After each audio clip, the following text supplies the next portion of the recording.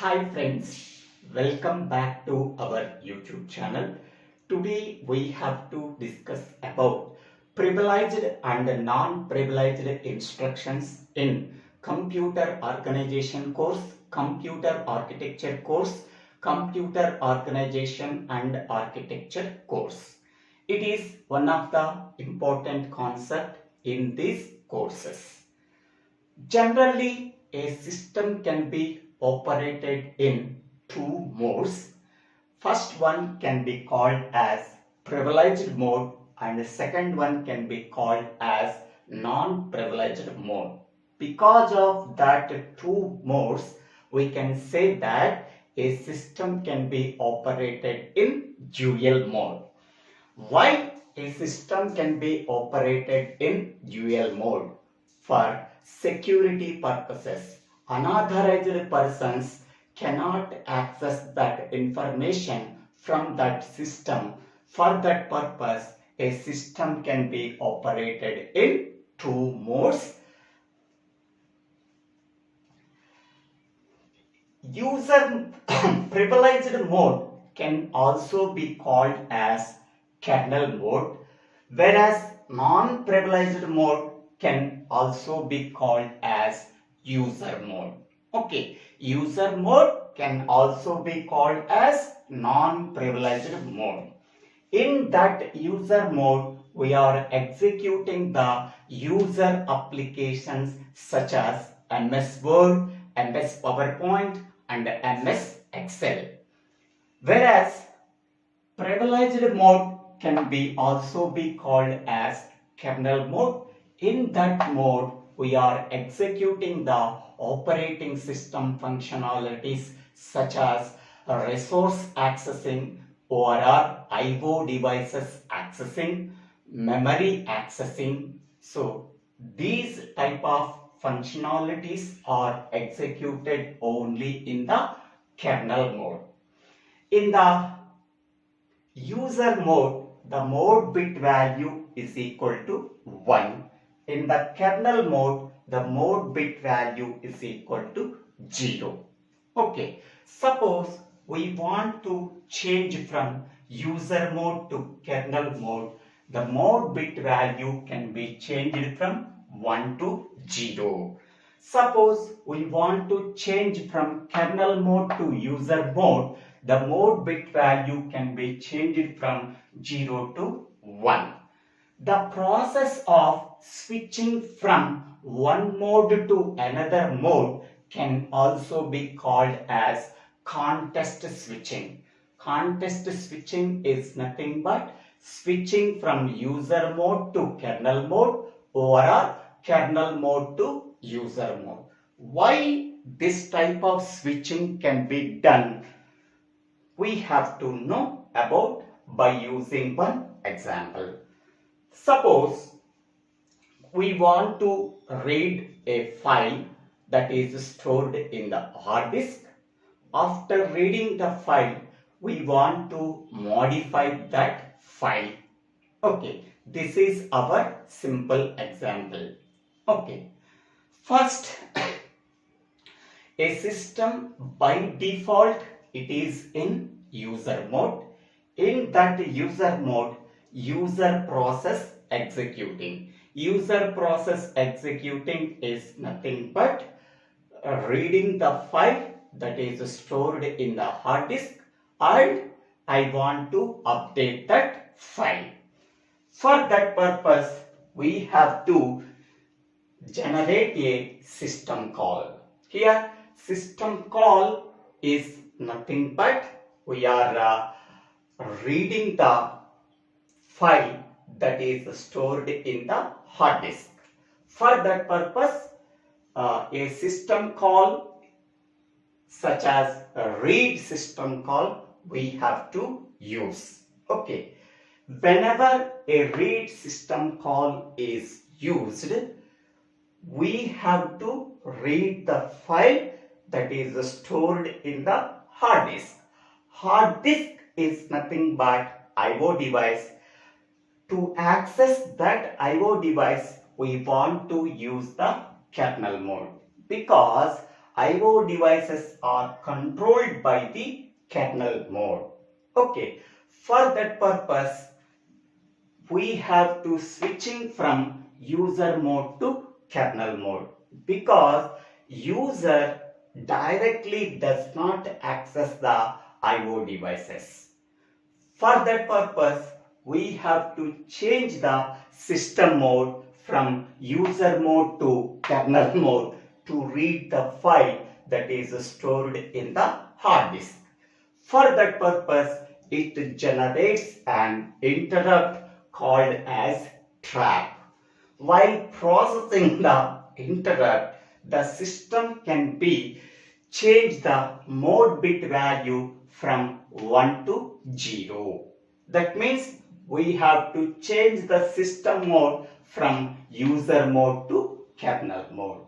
Okay, once the mode of the system can be changed from user mode to kernel mode, it can access the hard disk and reading the information whatever it is there in the file that can be modified by using the write system call.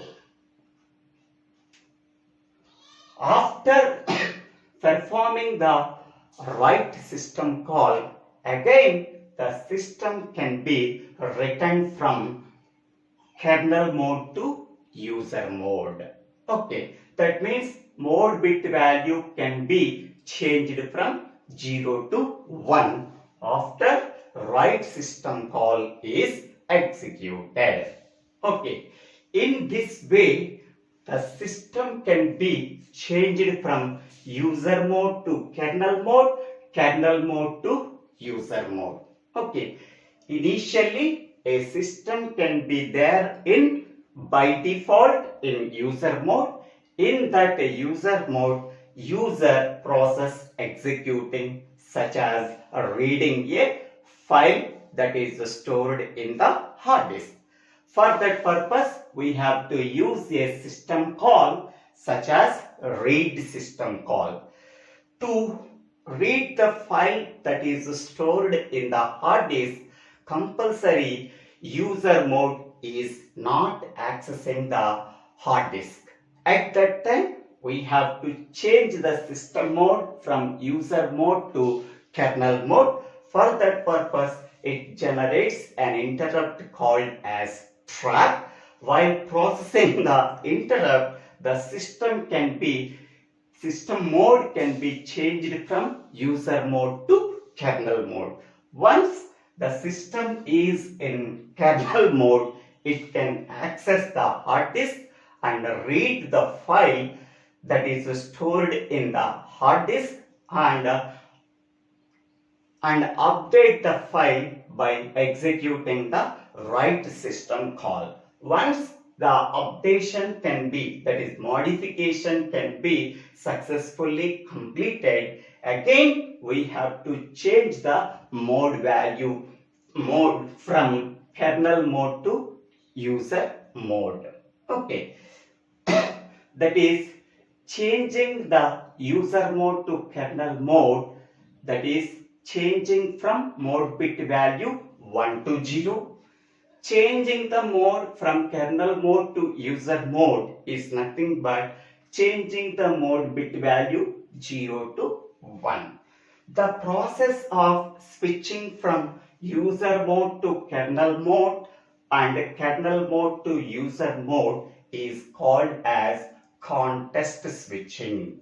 Okay, that means changing the mode bit value 1 to 0 and 0 to 1 is nothing but context switching. Okay, next we can go for another example. Suppose a customer X is there. He can go to the bank to withdraw some money. Okay, so X person enters into the bank and take the withdrawal form. Okay, and fill the withdrawal form in user mode. Okay, take the withdrawal form and fill the withdrawal form, that can be done only in the user mode. After filling the withdrawal form, it can give to the bank employee. The bank employee can open the customer X person account that can be operated in kernel mode. Then he can withdraw some money from X account and give the money to the X account by changing the mode from kernel mode to user mode. Okay, this is one more example. Next, the third example is, suppose I want to display 2 plus 5, that is equal to 7. Okay, initially system can be there in the user mode. In the user mode, he can execute the simple applications such as 2 plus 5 is equal to 7. Okay, this result can be displayed on the monitor. Okay, initially the user is there in the user mode. To display that result, he can access the monitor. User directly does not access the monitor. Monitor can be operated only in the kernel mode. At that time, user can change from the user mode to kernel mode. Once he is reaching the kernel mode, he can access the monitor and display the result.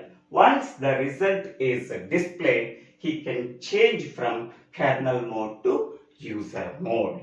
Okay, these are the 3 applications of privileged and non-privileged instructions. Now we have to see some differences between privileged and non-privileged instructions. First point, privileged instructions are nothing but the instructions that are executed only in the kernel mode. Okay, whatever the instructions that are executed in the kernel mode, that instructions can be called as privileged instructions. Next, whereas non-privileged instructions, the instructions that are executed in the user mode, that instructions can also be called as non-privileged instructions. This is the simple definition. Next point, privileged instructions are runs only in the kernel mode, whereas non-privileged instructions are runs in the only user mode. Suppose we are in the privileged mode, we want to execute a non-privileged instruction. At that time, we can get a runtime error. Next, suppose we are there in the non-privileged mode, we want to execute a privileged instruction. At that time also, we can get an runtime error. So that means we are in one mode, we want to execute another mode instruction. At that time, we can get the runtime error. Next one. In the privileged mode, we are executing only operating system related programs such as accessing the I/O devices, accessing the resources, accessing the memory. So these are the operating system related programs. To execute that operating system related programs, we have to use privileged instructions.